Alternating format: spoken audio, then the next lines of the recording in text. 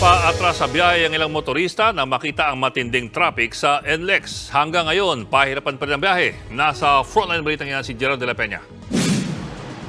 Nagbistulang parking lot na ang entrada ng Balintawak Toll Plaza sa NLEX ngayong gabi. Lagpas kalahating kilometro ang haba ng pila sa northbound lane Toll Plaza ng mga uuwi pa norte ngayong magpapasko.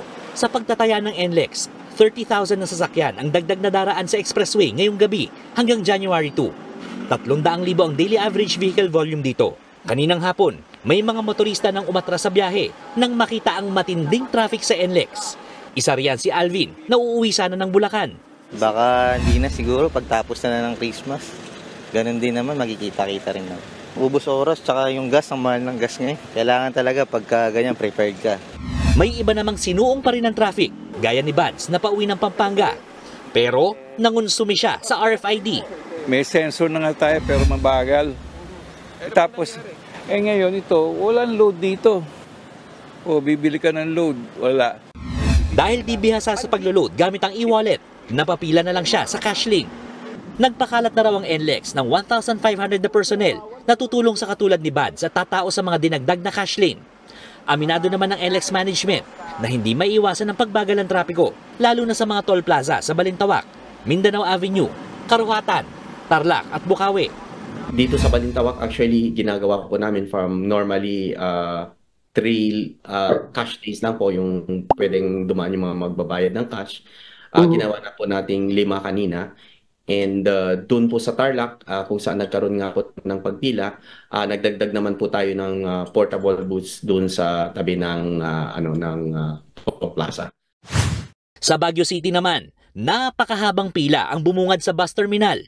Ngawit na ang mga pasahero habang bitbit ang kanilang bagahe dahil wala nang maupuan.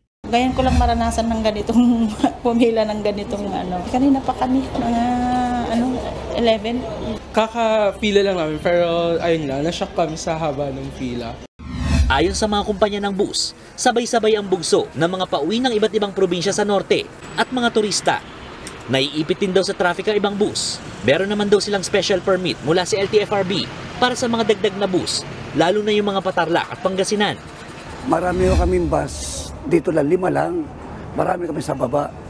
Pero yung bus naman namin, okay naman po, marami kami nakandang bus, 120 units.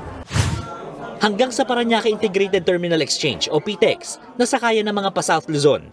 Mahabang pila ang bubungad sa mga ticketing booth. Sold out na nga halos lahat ang mga ticket. Sa gitna ng dagsa ng mga commuter, nag-inspection kanina sa PTEX si Transportation Secretary Jaime Bautista. Yan ay para tiyaking sapat na ang security sa PTEX na sinita ng MMDA kahapon.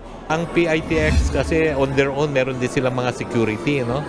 Meron din tayong mga PNP, no? So sa tingin ko naman sapat yung security personnel ng PITX. Nagsagawa rin ng drug testing sa mga driver at wala namang nagpositibo. Nagbabalita mula sa Frontline, Gerald de la Peña, News 5. Mga kapatid, Ed Lingaw po, maging maalam at may pakialam sa mga napapanahong balita sa ating bansa. Para sa mas malalimang pagtalakay at paghimay sa mga issue at headlines, tumutok lamang at pag-subscribe sa social media pages ng News 5.